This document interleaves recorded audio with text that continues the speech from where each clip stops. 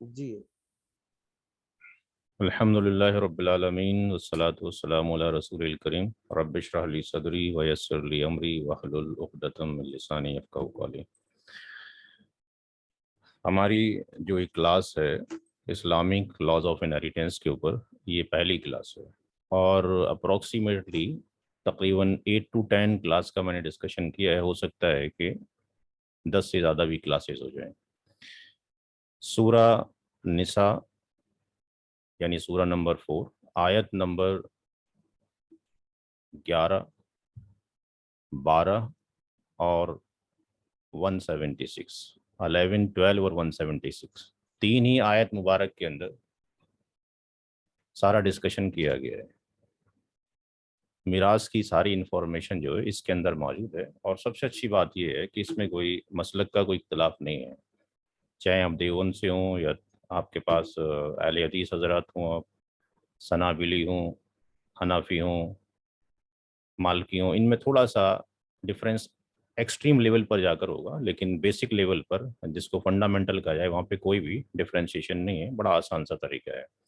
और दीन व यूस्र, दीन आसान है तो दीन के अंदर आपका पास मिरास का पार्ट भी आ रहा है। तो मेरे अकॉर्डिंग मिरास भी बहुत आसान टॉपिक है। मैंने इसके ऊपर 7 साल से रिसर्च की है। 2015 से मैं इस पे वर्कआउट कर रहा हूँ। बहुत सारी मेरी किताबें इसके ऊपर आ चुकी हैं। जिनको मालूम ना हो पहले मैं इंट्रोड्यूस करा दूँ उनको, उसके बाद मैं क्लास शुरू करता हूँ।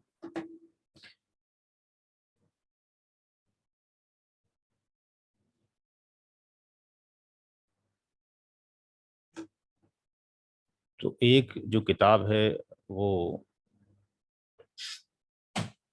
इस्लामी कानून वरासत, एक किताब ये मेरी आई है, जो कि सारी किताबें मेरी हैं। उनको जो रिव्यू किया है वो डॉक्टर अजीज़ इस्लाम नदवी साहब ने किया है, जो डॉक्टर भी हैं और नदवा से भी फारिग हैं।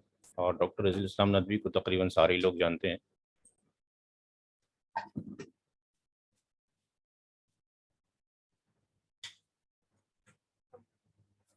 अस्सलाम वालेकुम।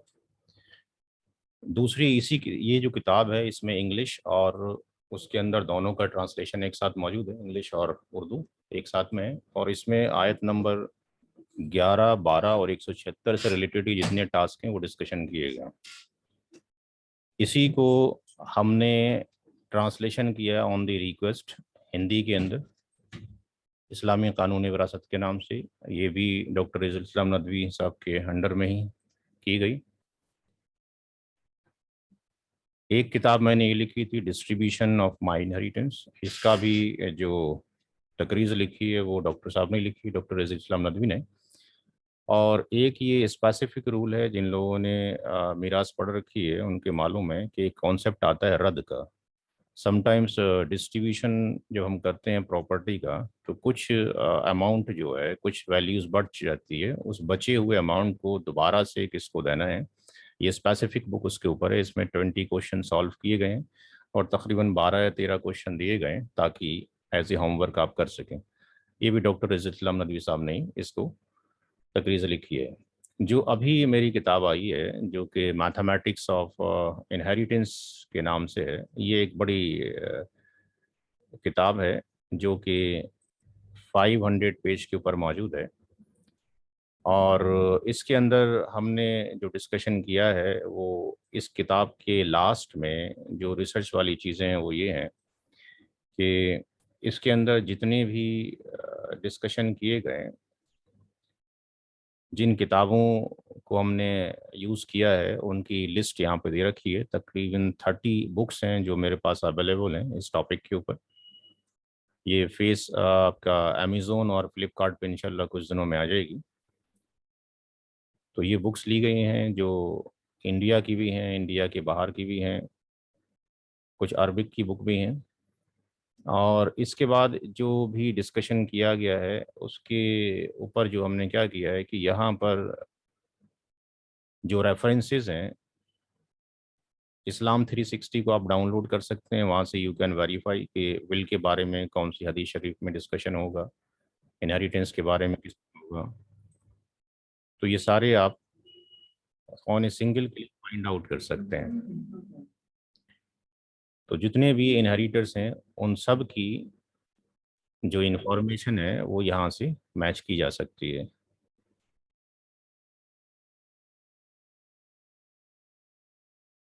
इसके बाद अपेंडिक्स में यहाँ पर मैथमेटिकल कैलकुलेशन के लिंक्स, जो मेरी क्लासेस होती रहती हैं उनके वीडियो लिंक मौजूद हैं। यहाँ से अगर आप क्यूआर कोड को अगर आप स्कैन करेंगे तो ये मेरे वीडियो चैनल चलने शुरू हो जाएंगे। यहाँ पर दो कैलकुलेटर का हमने डिस्कशन किया है। एक इंग्लिश का कैलकुलेटर है जिससे हम कैलकुलेट कर सकते हैं, और एक अरबिक का कैलकुलेटर है जिसको इंस्टॉल करके पहले प्ले स्टोर से इसको हम यहाँ से क्वेश्चंस के अंदर जो वैल्यूज़ हैं, पेरेंट्स बचे हैं या आपके पास बेटा है या पोता है, उसकी वैल्यूज़ को यहाँ पे फीड अप करेंगे तो यहाँ से हम आंसर उसके निकाल सकते हैं। बट इसके अंदर भी कुछ कहीं ना कहीं आपके पास एरर्स हैं, जो आप इंशाल्लाह उसको लर्न कर लेंगे तो पता लग जाएगा कहाँ कहाँ पर कौन से सवाल में गलती है। But majority of the scholars जो है अरबी का कैलकुलेटर यूज़ कर रहे होते हैं। यहाँ पर हिंदुस्तान के, पाकिस्तान के और इसके अलावा दीगर ममालिक के जो स्कॉलर्स हैं जिनकी स्पीच मौजूद है with respect to the inheritance, इन सब के जितने भी मुझे मिल सकते थे सबकी मैंने लिंक्स लेके क्यूआर कोड इसमें लगा दिए हैं, ताकि आप यहाँ पे इन सारे उलमा इकराम की जो है तकरीर सुन सकते हैं। इसमें तकरीबन आई थिंक 24 उलमा इकराम है। और मुफ्ती मयंक का भी इसके अंदर डिस्कशन है, और तारिक मसूद साहब का भी डिस्कशन है, डॉक्टर इसरार साहब की डिस्कशन है, तो बहुत सारे लोगों का यहाँ पर मौजूद है। इसके बाद लास्ट में कुछ रिसर्च पेपर हैं जो कि यहाँ पर मौजूद हैं,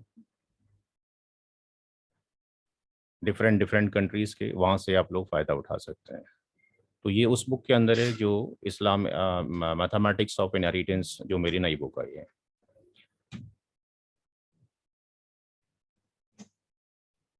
आज की जो हम क्लास शुरू करने जा रहे हैं वो अकॉर्डिंग टू दी सारा सिलेबस ही होगा, और सिलेबस के अकॉर्डिंग ही हम डिस्कशन करेंगे। तीन चीज़ें ऐसी हैं जिनको क्लियर करना पहले, सबसे पहले ज़रूरी है। इसमें हमें मिसकॉन्सेप्शन है लोगों के। यहाँ पे तीन पॉइंट्स हमने सबसे पहले डिस्कशन किए हैं। एक टर्म है गिफ्ट या हिबा, दूसरा टर्म है विल या वसीयत, और तीसरा टर्म है इनहेरिटेंस और तरका। तो सबसे पहले तो जान लेना ज़रूरी है कि जो टर्म गिफ्ट है, इस गिफ्ट को आप अपनी ज़िंदगी में अपनी औलाद के बीच में बांट सकते हैं, या गिफ्ट किसी को भी दिया जा सकता है, औलाद हो या औलाद ना हो, किसी रिलेशन वाले को भी दिया जा सकता है। बट हदीस शरीफ मौजूद है, सल्लल्लाहु अलैहि वसल्लम ने फरमाया कि अगर अपनी औलाद में कुछ गिफ्ट करना चाहते हो तो बेटर वे इज़ दैट, अखलाकी पहलू ये है कि उनके बीच में बराबर की तकसीम की जाए। ये आप अपनी लाइफ में दे रहे हैं। तो लाइफ में जब हम देना चाहते हैं तो चाहे वो सन हो चाहे वो डॉटर हो, उनके बीच में इक्वलिटी हमें करना चाहिए, इक्वल डिस्ट्रीब्यूशन करना चाहिए। अब चाहे ये प्रॉपर्टी से रिलेशन से रिलेटेड हो या किसी और चीज़ से रिलेटेड हो, अक्सर क्वेश्चन हमारे पास ये आते हैं जब हम पढ़ाते हैं, या कुछ लोग क्वेश्चन भेजते हैं कि हमने अपनी वसीयत, हमने अपना तरका जो है, इनहेरिटेंस जो है, अपनी ज़िंदगी में ही डिस्ट्रीब्यूट कर दिया। तो ये कॉन्सेप्ट ही टोटल गलत हो गया। जो लोग मदारिस से रिलेशन रखते हैं उनको मालूम है कि तरके का जो डिस्ट्रीब्यूशन है या इनहेरिटेंस जो है, या मीरास की जो तकसीम है, वो डेथ के बाद ही होगी। डेथ से पहले पॉसिबल नहीं है। डेथ से पहले जो भी आप देते हैं किसी को, वो क्या होता है, वो गिफ्ट होता है या हिबा होता है। अपनी डेथ से पहले अपनी ज़िंदगी में जो भी आप किसी को देते हैं वो या तो गिफ्ट है या हिबा है। जो विल है, वसीयत, वसीयत की एक लिमिट हदीस शरीफ में आती है कि मैक्सिमम जो विल हम कर सकते हैं वो 1/3 की विल कर सकते हैं, इससे ज़्यादा की हम विल नहीं कर सकते।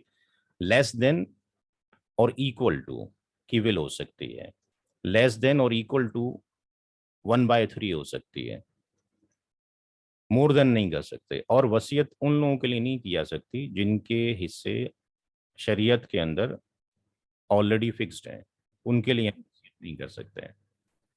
और वसीयत की लिमिट मैक्सिमम 1/3 है। वसीयत को कैसे कैलकुलेट करेंगे, अभी फार्मूले के थ्रू हम देखेंगे किस तरीके से वसीयत निकाली जाती है। और इनहेरिटेंस जो है ये आपकी डेथ के बाद डिस्ट्रीब्यूशन होना है। विल का इम्प्लीमेंटेशन आफ्टर डेथ होगा, बट विल आप अपनी लाइफ में लिख कर जाते हैं। विल आपने अपनी जिंदगी में लिखी होती है कि मेरे मरने के बाद मेरी प्रॉपर्टी का जो 1/3 है वो किसी मदारिस को दे दिया जाए या किसी यतीम को दे दिया जाए, लेकिन उनके लिए विल एप्लीकेबल नहीं है जो आपके इनहेरिटर्स हैं, जो आपके उत्तराधिकारी हैं, जो आपके एयर्स हैं, जिनके हिस्से शरीयत ने मुकर्रर कर दिए हैं। जब कोई शख्स मर जाता है तो हमारे ऊपर वो 4 ड्यूटीज छोड़कर जाता है। इन ड्यूटीज को इसी ऑर्डर में फुलफिल करना जरूरी है। फ्यूनरल का मतलब है कफन दफन के ऊपर जो भी खर्च किया जाएगा। डेब्ट का मतलब है कर्ज, मरने वाले के ऊपर किसी का कोई कर्ज है। तीसरा पॉइंट है विल, कि मरने वाले ने कोई वसीयत की है तो उसकी वसीयत की अदायगी की जाएगी।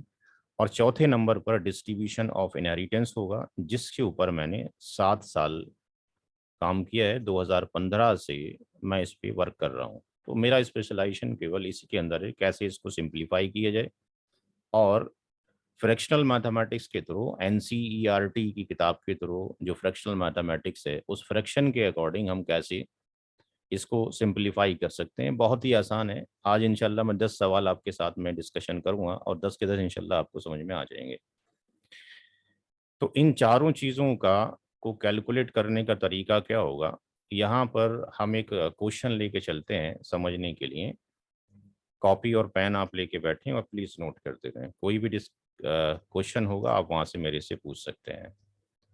मान लेते हैं कोई शख्स मरता है तो उसकी टीपीए, टोटल प्रॉपर्टी जो अमाउंट है वो 1 लाख रुपए है। माइक्रोफोन प्लीज बंद कर लें, कोई सवाल हो तब पूछेगा, ऐसे ही ऑन करेंगे तो फिर डिस्टरबेंस होगा। मैं आप लोगों के भी इंडिविजुअल सवाल लूंगा, लेकिन 2 क्लास कंप्लीट करने के बाद, क्योंकि पहले मैं आपको टर्मोलॉजी सारी सिखा दूं, उसके बाद इंशाल्लाह। तो यहाँ पे हम ये डिस्कशन कर रहे हैं कि कोई शख्स मरता है और उसकी जब डेथ होती है तो उसके पास जो टीपीए है, यानी टोटल प्रॉपर्टी अमाउंट। हाँ जी माइक्रोफोन ऑफ।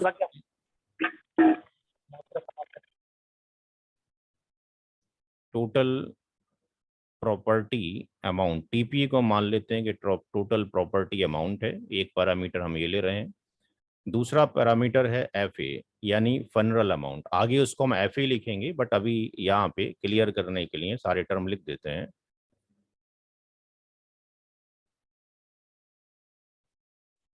तीसरा जो पैरामीटर है वो है डी ए, डेप्थ अमाउंट, यानी मरने वाले के ऊपर कोई कर्ज है। चौथा पैरामीटर है डब्ल्यू ए, जो हम यूज करेंगे शॉर्ट फॉर्म में, इसको हम बोलेंगे विल अमाउंट। और पांचवा जो पैरामीटर है जो हम यूज करेंगे वो है इनहेरिटेंस अमाउंट। अब इन सब का आपस में क्या रिलेशन है उसको हम देखेंगे। टीपीए का मतलब है टोटल प्रॉपर्टी अमाउंट, एफए का मतलब फनरल अमाउंट जो उसके कफन दफन पे खर्च किया जाएगा, डीए का मतलब डेप्थ अमाउंट जो मरने वाले के ऊपर कर्ज है, डब्ल्यू का मतलब विल अमाउंट जो उसने वसीयत की है, और आईए का मतलब इनहेरिटेंस अमाउंट। अब विल को निकालने का क्या फार्मूला होगा उसको हम देखेंगे। अब हम मान लेते हैं कि मरने वाले ने जो टीपीए छोड़ा है उसकी कुछ वैल्यू हम लेके चल लेते हैं ताकि सवाल को करने में आसानी हो सके। मान लेते हैं कि उसका जो टीपीए है, टोटल प्रॉपर्टी जो अमाउंट है, फर्ज कर लीजिए कि वो 1 लाख रुपए है। उसके कफन दफन पे जो खर्च किया गया है वो 10,000 रुपये आया। मरने वाले के ऊपर जो कर्ज है वो लेट से 30,000 का है। मरने वाले के ऊपर जो कर्ज है वो लेट से 30,000 का है। मरने वाले ने एक वसीयत की है कि मेरी प्रॉपर्टी से 25,000 रुपये की वसीयत फला शख्स को दे दी जाए, या फला मदारिस को दे दी जाए, या पानी की कुएं खुदवा दी जाए, कोई शेल्टर बनवा दिया जाए। तो ये हमारे पास पैरामीटर है। मरने वाले की जो टीपी है, टोटल प्रॉपर्टी अमाउंट, वो 1 लाख रुपए है। उसके कफन दफन के ऊपर 10,000 रुपये खर्च किए गए, उसके ऊपर कर्ज 30,000 रुपये, उसके ऊपर जो विल उसने लिखी है किसी के लिए वो 25,000 रुपये है। तो हमने ये देखना है कि क्या ये विल सही है। एक तो ये चेक करना है, क्योंकि विल 1/3 से ज़्यादा की विल नहीं होनी चाहिए। दूसरा, हमने कैलकुलेट करना है कि इनहेरिटेंस अमाउंट क्या निकलेगा। क्या 1 लाख के ऊपर हम उसके जो इनहेरिटर्स हैं उसमें डिस्ट्रीब्यूट कर दें, या कुछ और कोई प्रोसीजर है। तो सबसे पहले हमने डिस्कशन ही करना है कि जो भी टोटल प्रॉपर्टी अमाउंट है उसमें से हम विल अमाउंट को वेरीफाई करेंगे। जो वसीयत की रकम निकाली जाती है उसके लिए एक फार्मूला है, विल अमाउंट लेस देन और इक्वल टू टीपीए, यानी टोटल प्रॉपर्टी अमाउंट में से आप माइनस करेंगे कफन दफन के अमाउंट को प्लस कर्ज के अमाउंट को।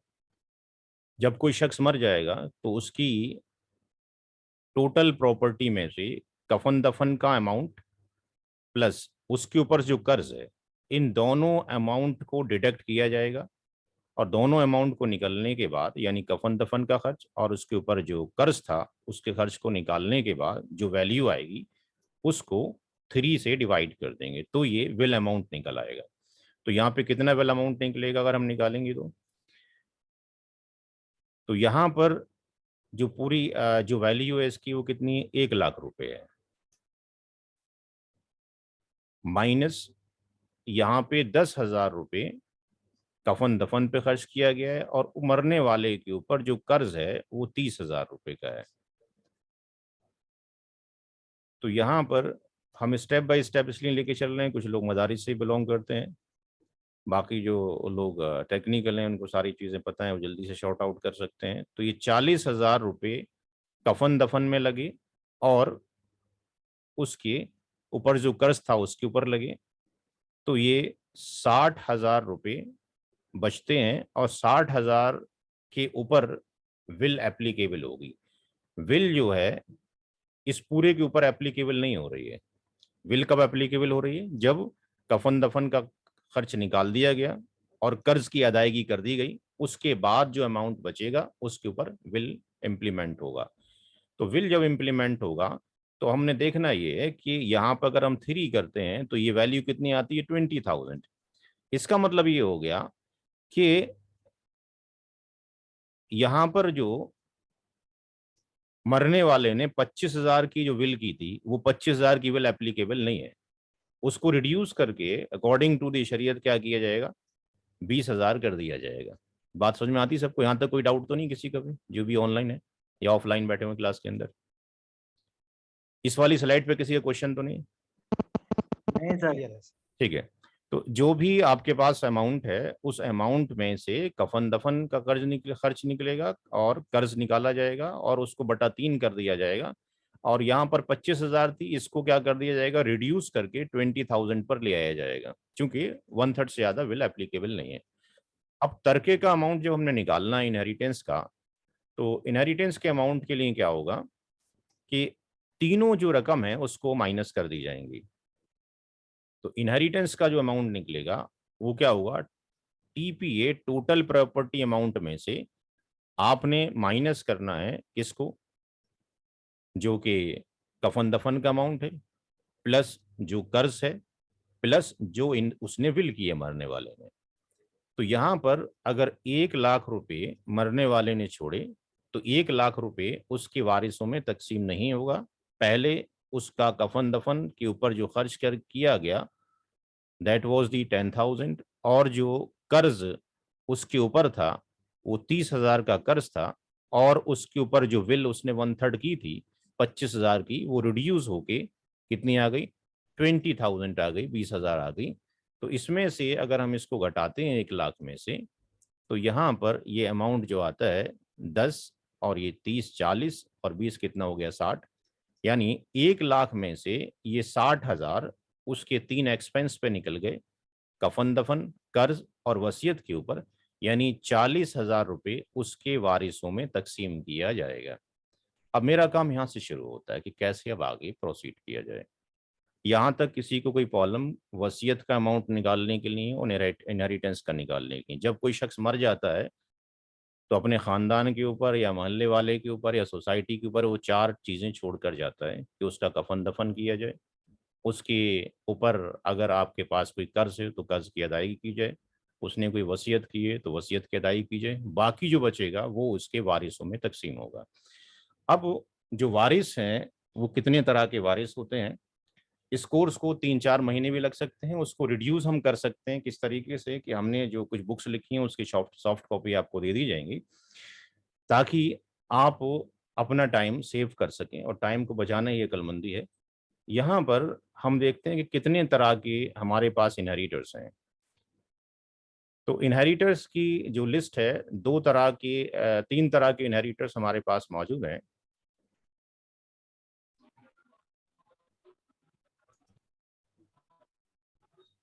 इनकी सॉफ्ट कॉपी आपके पास हिंदी और इंग्लिश उर्दू में जो आयत नंबर 11, 12 और 176 है, उसका बुक आपको दे दिया जाएगा। तो 3 तरह के इनहेरिटर्स हमारे पास मौजूद हैं। ज़बुल फरूज वो हैं जिनके हिस्से कुरान करीम में आयत 11, 12 और 176 में सूरा निसा की दे रखे हैं। सूरा निसा की आयत नंबर 11, 12 और 176 के अंदर जो कॉम्बिनेशन हैं और जो कुछ चीज़ें वहाँ पर एग्जिस्ट नहीं करती हैं, हदीस शरीफ में करती हैं, वो सारे के सारे इनहेरिटर्स के अंदर आते हैं। ज़बुल फरूज वो हैं जिनके हिस्से कुरान करीम के अंदर फिक्स हैं, इसलिए इसको कोर्ट की लैंग्वेज में शेयरर्स भी कहा जाता है। कुछ हमारे साथ में प्रोफेसर्स भी ऐड हैं, कुछ लॉयर्स भी ऐड हैं इस वाले सेशन के अंदर। तो शेयरर्स या कुरानिक ईयर्स कहलाते हैं जिनके हिस्से कुरान करीम के अंदर मौजूद हैं। इनके अलावा भी डिस्ट्रीब्यूट करने के बाद समटाइम्स अमाउंट बच जाता है, तो वो किसको जाता है, वो असाबात को जाता है, जो कि रेसिड्यूरी या एग्नेटिक एयर्स कहलाते हैं। तीसरे वो आते हैं जो कि ज़बिल आराम है, जो कि दूर के रिश्तेदार हैं, किंड्रेड के नाम से, यूटेराइन आयर्स के नाम से कहलाते हैं। बट जनरली यहाँ तक डिस्ट्रीब्यूशन पहुंचना रियर केस में होता है जब ये दोनों तरह के लोग एग्जिस्ट ना करते हो, ये भी एग्जिस्ट ना करते हो, ये भी ना करते हो। तो डिस्ट्रीब्यूशन जो ऑर्डर होता है वो इसी ऑर्डर में होता है कि सबसे पहले जो 40,000 हमारे पास जो अमाउंट बचा है, लेट्स कंसीडर 40,000 बचा है, तो 40,000 का जो डिस्ट्रीब्यूशन होगा सबसे पहले ज़बील फरूज के अंदर होगा। कौन कौन ज़बील फरूज में आता है उसका डिस्कशन करेंगे। अगर इनसे बच जाता है तो किसको जाएगा, यानी आपके पास जो बच जाता है रेसिड्यू अमाउंट, वो असबात को जाएगा। और असबात को अगर गया तो फिर असबात से तो बचता ही नहीं है, इनको तो बेचारों को जाता ही नहीं है। जब असबात एग्जिस्ट नहीं करेंगे आपके पास और ज़बील फरूज एग्जिस्ट नहीं करेंगे, तो उस केस में ज़बील हराम को जाएगा। दोबारा समझ लीजिए इस चीज को कि सबसे पहले जो डिस्ट्रीब्यूशन किया जाता है वो ज़बील फरूज को किया जाता है। इनसे बचने के बाद, बांटने के बाद जो रेसिड्यू अमाउंट बचता है, कैसे बचता है देखेंगे इंशाल्लाह भी, वो असबात को जाता है। तो इनका नंबर तो आता ही नहीं है। लेकिन आपके पास ज़बील फरूज ना हो, असबात भी ना हो, तो ज़बील हराम को डिस्ट्रीब्यूट होगा। बट एक स्पेशल केस है जो कि रूल्स ऑफ रिटर्न का है, जिसमें हम बताएंगे कि ये तो एग्जिस्ट नहीं करते, ये एग्जिस्ट करते हैं, और इसमें हस्बैंड है और वाइफ है। तो हस्बैंड और वाइफ को बांटने के बाद अगर बच जाता है और असबात नहीं है तो बचा हुआ अमाउंट फिर इनको रिटर्न होता है। ये एक एडवांस आपके पास डिस्कशन है जो हम बाद में करेंगे। फिलहाल आप ये लेके चलिए कि ज़बील फरूज में डिस्ट्रीब्यूशन होगा और असबात में होगा। कितने लोग इनहेरिटर्स हैं, वारिस हैं, उसमें अगर हम देखेंगे तो आपको ताज्जुब होगा कि औरतें ज्यादा हैं और आदमी कम है। प्राइमरी ईयर्स के अंदर कहीं बेटे का जिक्र नहीं है।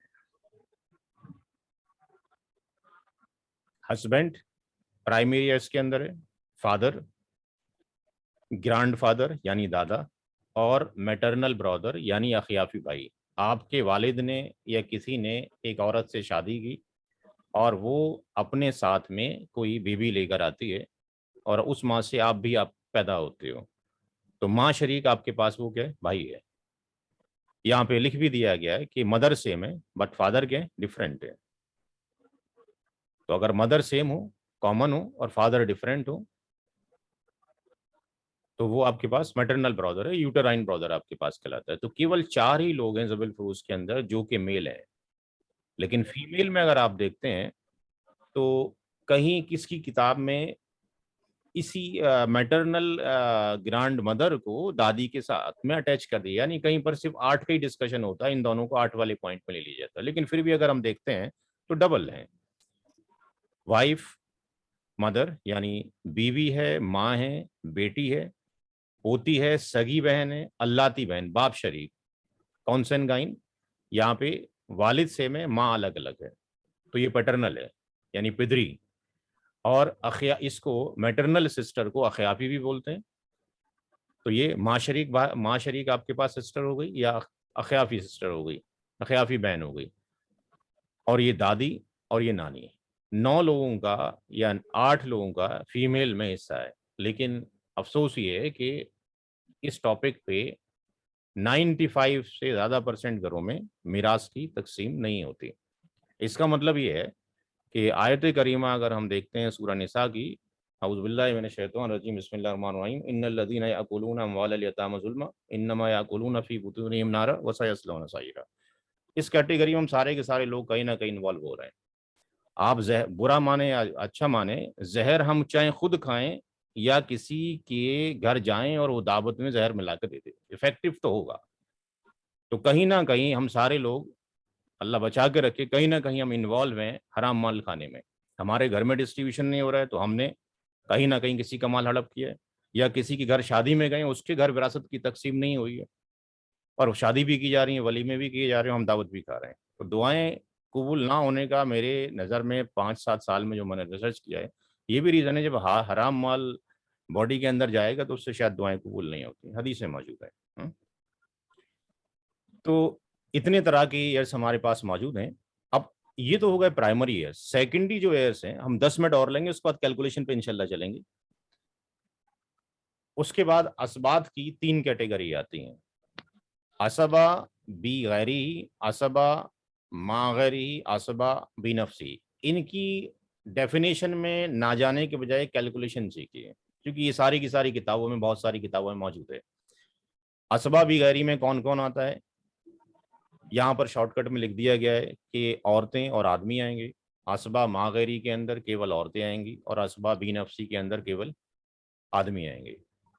तो उसको वैसे ना जाके हम क्या करें कि डेफिनेशन पे ना जाके हम ही जाएं कि प्रैक्टिकली चीज क्या है।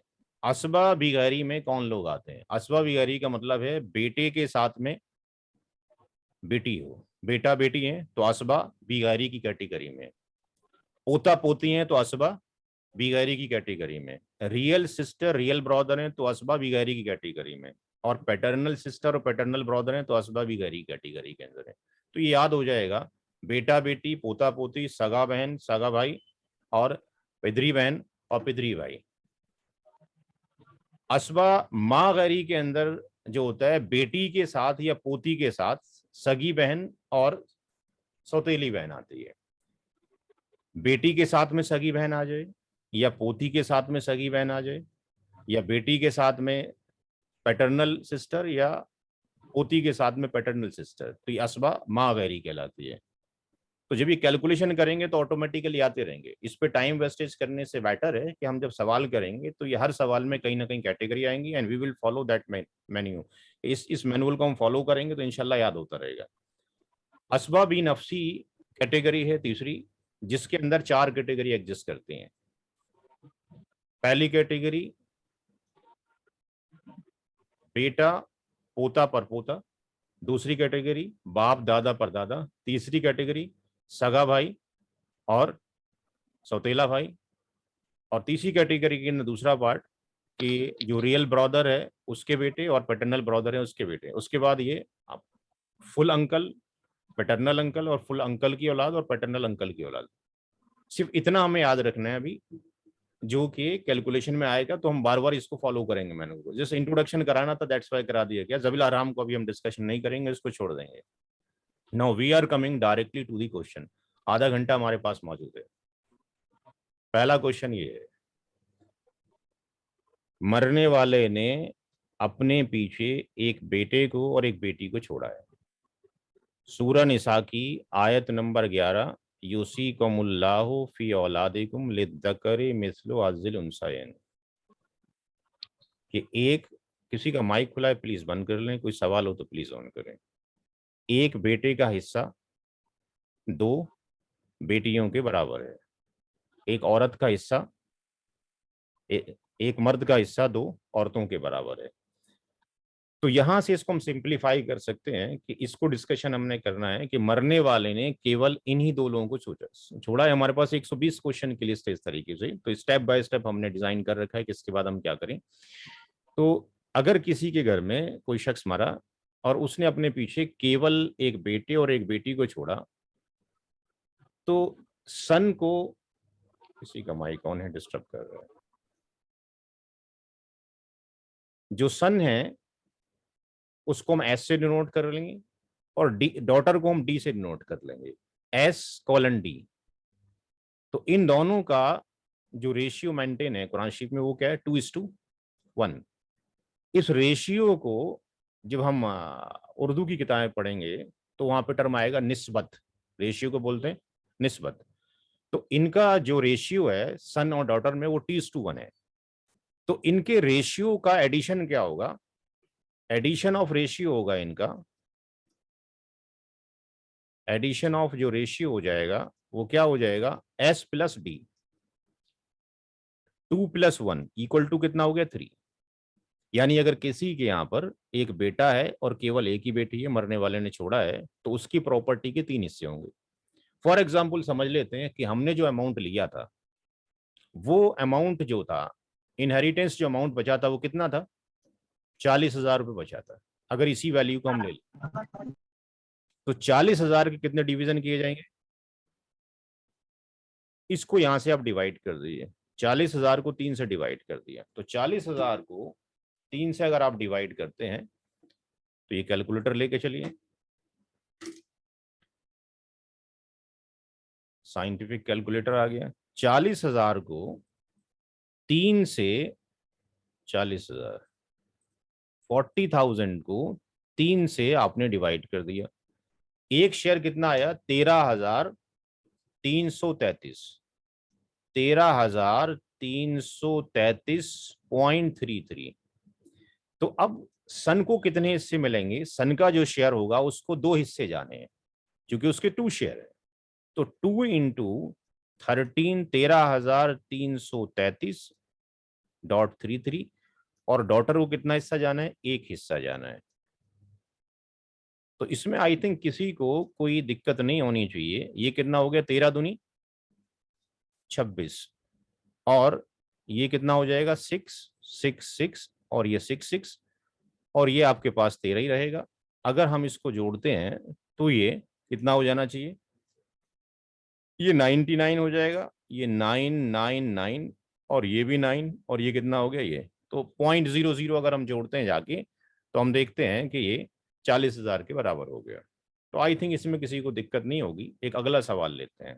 ये सब रिकॉर्ड किया जा रहा है, इसको क्लाउड में डाल दिया जाएगा और आपको इसका लिंक दे दिया जाएगा। कल इंशाल्लाह इस वीडियो को मैं अपलोड कर दूंगा। अभी हमारे पास टाइमिंग मौजूद है। दूसरा एक सवाल हमने लिया है यहाँ पर कि मरने वाले ने अपने पीछे एक बेटा और 5 बेटियां छोड़ी हैं। तो जब कभी भी बेटा और बेटी एक साथ होते हैं, यहां जो हमने लिखा था, इनकी जो कैटेगरी होती है क्या होती है, अगर हम जाते हैं तो यहाँ पे अगर हम देखते हैं तो बेटा और बेटी जब भी आपके पास एक साथ मिलेंगे तो यहाँ पर इनके शेयर्स पे हम जाते हैं। जब कभी भी सन और डॉटर एक साथ होंगे उनकी कैटेगरी क्या होती है, असबा बी गैरी, बेटा बेटी के साथ, पोता पोती के साथ, सगी बहन सगे भाई के साथ, सौतेली बहन सौतेले भाई के साथ, वो असबा बी गैरी की कैटेगरी में आएंगे। तो यहाँ पे 2:1 का रेशियो मिलेगा। अगर एक या एक से ज्यादा डॉटर हो, सन एक या एक से ज्यादा, तो हर सन को कितने मिलेंगे, 2 हिस्से, हर बेटी को कितना मिलेगा, 1 हिस्सा। तो यहां पर अब जो कंडीशन आती है, जो ये सवाल है, इस सवाल में मौजूद है लिस्ट ऑफ इनहेरिटर्स में कितने लोग मौजूद हैं?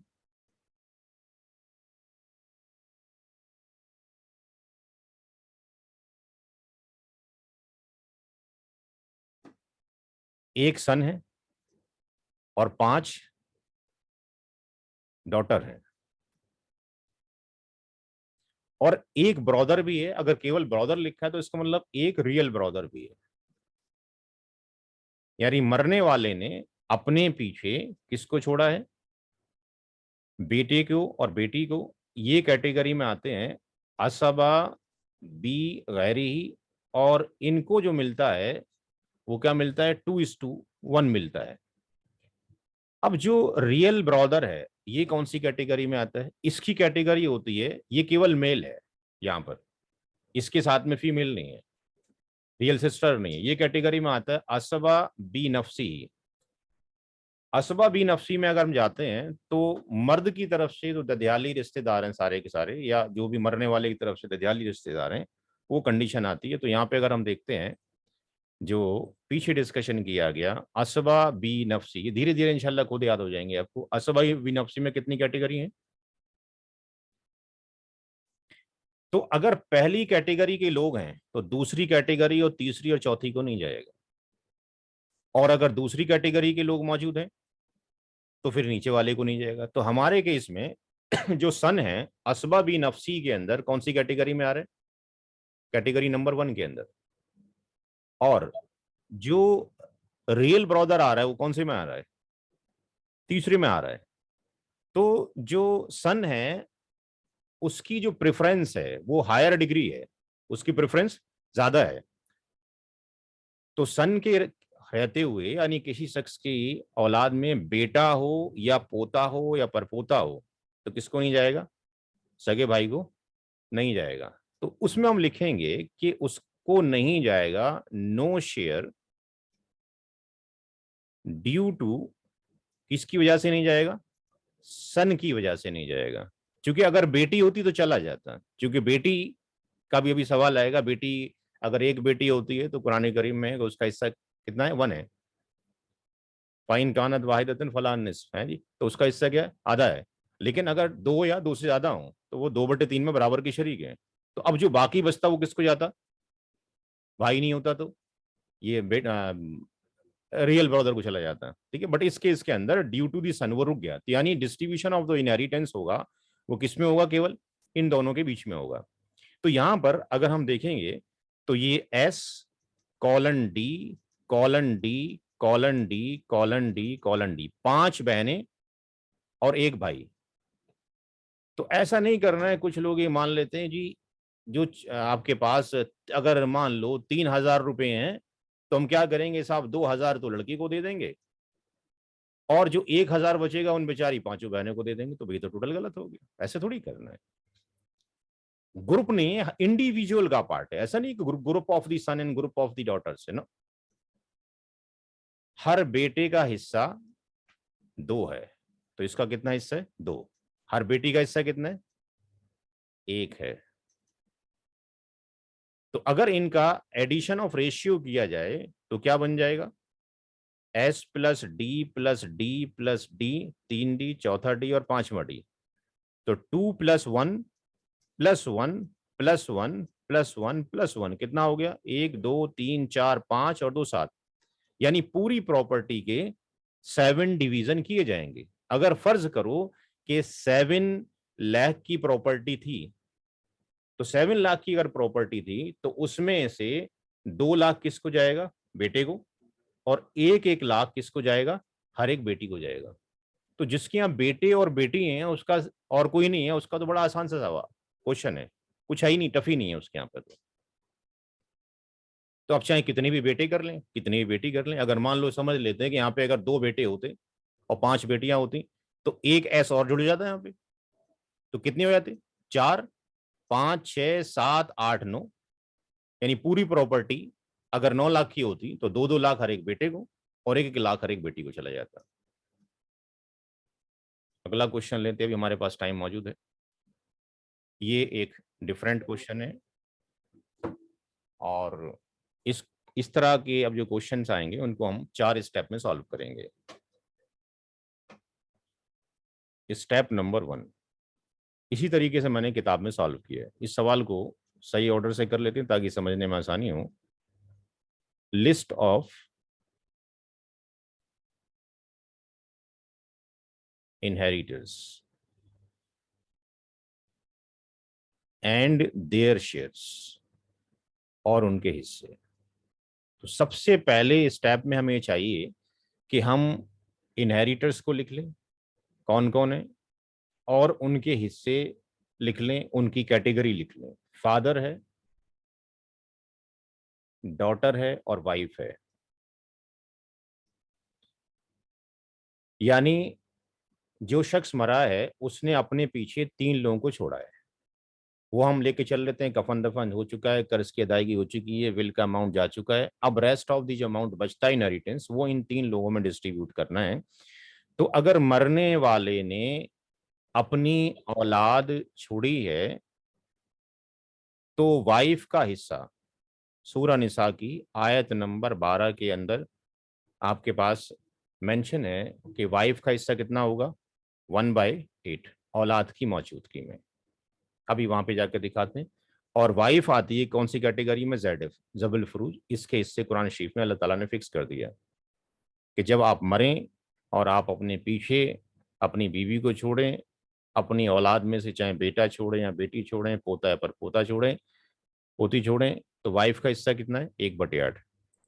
मरने वाले की औलाद अगर मौजूद है और उसका वालिद जिंदा है, इसका भी हिस्सा कुरान करीम में मौजूद है, ZF जबिल फरूज।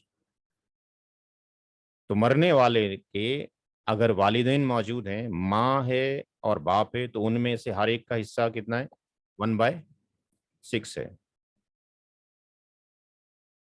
लेकिन एक्सेप्शनल है कि मरने वाले की औलाद में अगर लड़की है तो वालिद साहब को R रेसिड्यू भी जाएगा।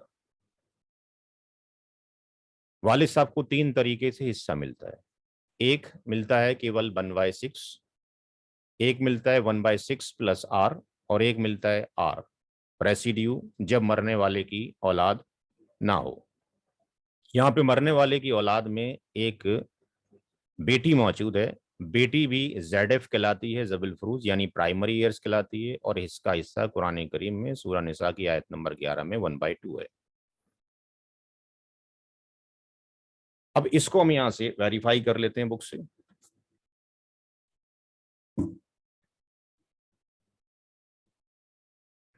वालिद साहब के 3 हिस्से हैं। अगर मरने वाले की औलाद में किड्स प्रेजेंट हो, एक हो या एक से ज्यादा हो, चाहे बेटा हो, पोता हो या परपोता हो, यानी मेल कैटेगरी हो, तो वालिद साहब का हिस्सा 1/6 है। लेकिन मरने वाले की औलाद में डॉटर हो, ग्रांड डॉटर हो, ग्रेट ग्रांड डॉटर हो, तो वालिद साहब को 1/6 भी मिलेगा, और ये रेसिड्यू भी मिलेगा, चूंकि आपके मरने के बाद आपकी औलाद को आपके वालिद साहब पालेंगे। बचा हुआ अमाउंट भी उनको चला जाएगा अगर बचता है तो। और अगर औलाद ही नहीं है, नो किड्स, तो वालिद साहब को सबको देने के बाद जो बचेगा वो सारा वालिद साहब का हो जाएगा। वाइफ के हिस्से 2 हैं, औलाद की मौजूदगी में 1/8, और औलाद ना हो तो 1/4। तो हमने वाइफ का हिस्सा 1/8 लिख दिया। वालिद साहब का हिस्सा 1/6 प्लस R, चूंकि औलाद में बेटी मौजूद है। और तीसरी कैटेगरी क्या थी कि बेटी को कितना जाएगा, तो डॉटर अगर एक हो तो उसका हिस्सा कितना है, 1/2। No son but only 1 daughter is present. तो हमने तीनों की कैटेगरी लिख दी। अब उसको सिंप्लीफाई करना है, इसको सिंप्लीफाई का तरीका देखना है। इस क्वेश्चन के बाद इंशाल्लाह अगर टाइम हो जाएगा तो बंद कर देंगे। अगर आप लोग इंटरेस्टेड है, मैं फ्री हूँ रात के 12 बजे तक, you can take the class. वैसे ही ऑफिशियल क्लास 10:30 पे खत्म हो जाएगी। स्टेप नंबर 2 पे जाते हैं।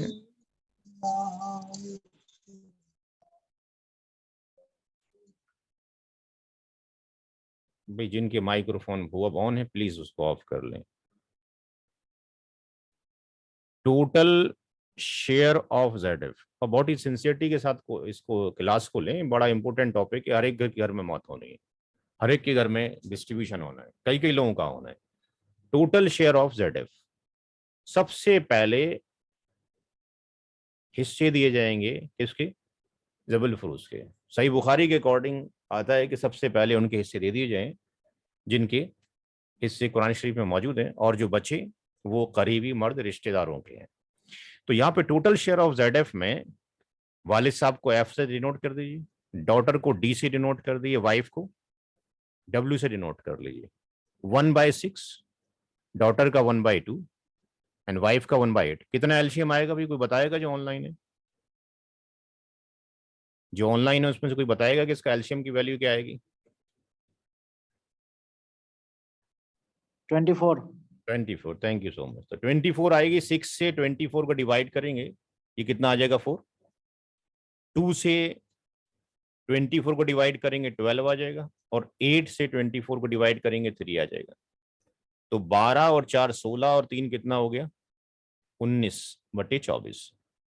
तो 19/24 जबील फरूज ले गए। अब बच गया 24/24 होना चाहिए था, ये तो 19 है, यानी 5 वैल्यू अभी बच रही है। तो बचा हुआ किसको जाएगा? आर, वालिद साहब को। तो come to the step number 3। Step number 3 में आते हैं।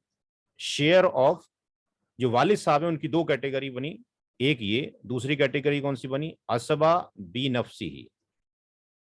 असबा बी नफसी, दूसरी कैटेगरी बनती है असबा बी नफसी ही वालिद साहब की। देख लेते हैं, बार बार इसी तरीके से देखेंगे तो इंशाल्लाह सारा याद हो जाएगा। वालिद साहब की दूसरी कैटेगरी असबा बी नफसी के अंदर कैटेगरी नंबर 2 के अंदर आते हैं, क्योंकि अगर बेटा होता कैटेगरी नंबर 1 में तो वालिद साहब को फिर बचे हुआ मिलता ही नहीं। तो यहां पर शेयर ऑफ असबा बी नफसी ही, शेयर ऑफ असबा बी नफसी ही के अंदर ए पार्ट ये है कि share left for father, share left for father, father के लिए जो शेयर बचा है वो क्या है? आर है। यानी टोटल में से, यानी होल में से माइनस कर दें total share of Z F, यानी 19/24। ये तो प्राइमरी ईयर्स को चला गया, तो ये 24 आ गया।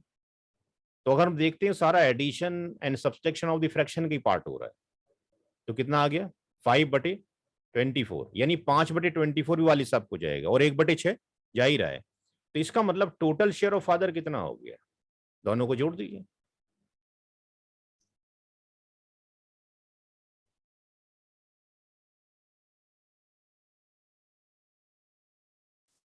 टोटल शेयर ऑफ फादर दो तरीके से हमें जा रहा है, जेड एफ से जा रहा है प्लस आर से। जेड एफ से कितना मिल रहा है वाली साहब को? 1/6। और ऐसे कैसे मिल रहा है? 5/24। इसका एलसीएम भी कितना आ जाएगा? 24। ये 4 आ जाएगा, और ये कितना आ जाएगा? 5। यानी वालिद साहब को कितना जाएगा? 9/24। यानी कुरान करीम के अकॉर्डिंग देखें तो हमें तो सिर्फ इतना नजर आता है, वले अबा वह कुल्ले वाहिद मिन हुमस सदुस, इतना सा नजर आता है कि 1/6 हिस्सा है। लेकिन अगर हम और आगे देखते हैं, पता लगा कि हदीस शरीफ से जो बच गया वो भी वालिद साहब को जाएगा। नहीं, वालिद साहब की जो वैल्यू आ गई 9/24 आ गई। अब step number 5 is, step number 4 is the final answer. Step number 5, sorry step number 4 नीचे ही आ जाएगा।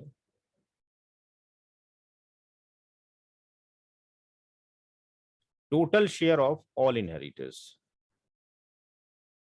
Total shares of all inheritors. अब सबके एक साथ रख दीजिए, क्योंकि कुछ के दिए गए थे, कुछ के कैलकुलेशन निकालने के लिए हमें दिया गया। Total shares of all inheritors कौन कौन था? फादर, डॉटर और वाइफ, तीन ही थे। फादर, डॉटर और वाइफ। अब फादर का जो हिस्सा क्या रखा जाएगा?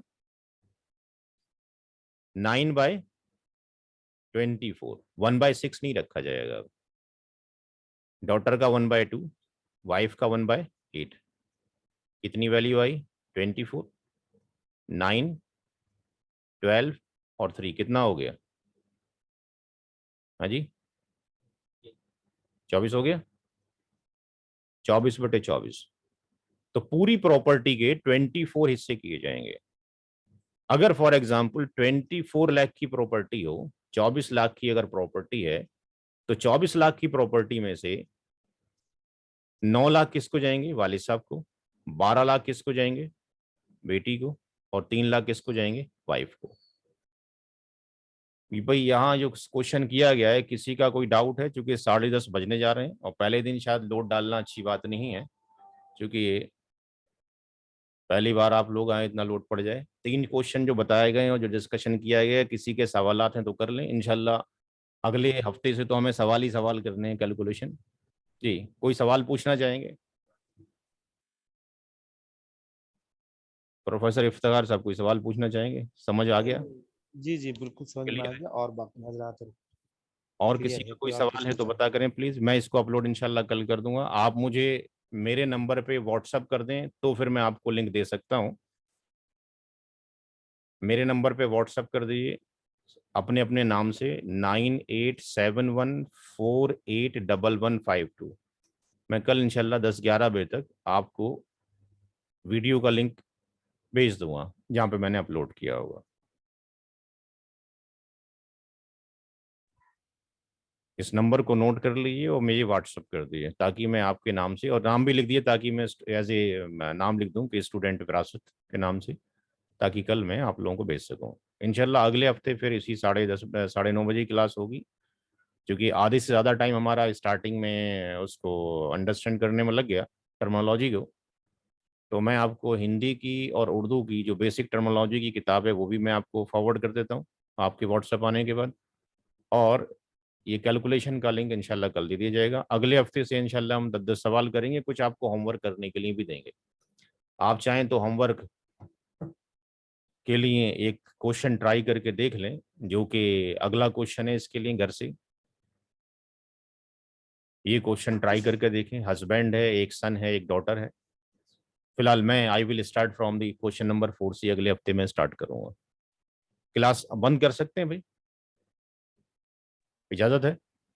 बिल्कुल, बहुत शुक्रिया ठीक है मेरी तरफ से। अनवर साहब बहुत जी। शुक्रिया। अन्य इस क्लास में फिर करेंगे, बाकी आजाद भी अपना नंबर दे दे ताकि आप डिटेल्स भेज दें।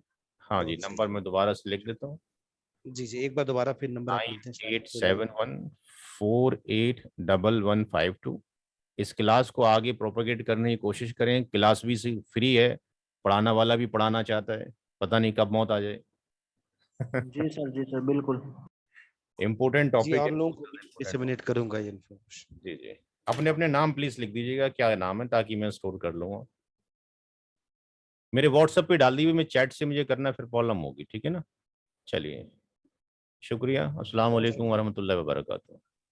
बहुत शुक्रिया सर। अस्सलाम वालेकुम। वालेकुम अस्सलाम वरहमतुल्लाह। वालेकुम सलाम अस्सलाम। वरहमतुल्लाह। ठीक है सर।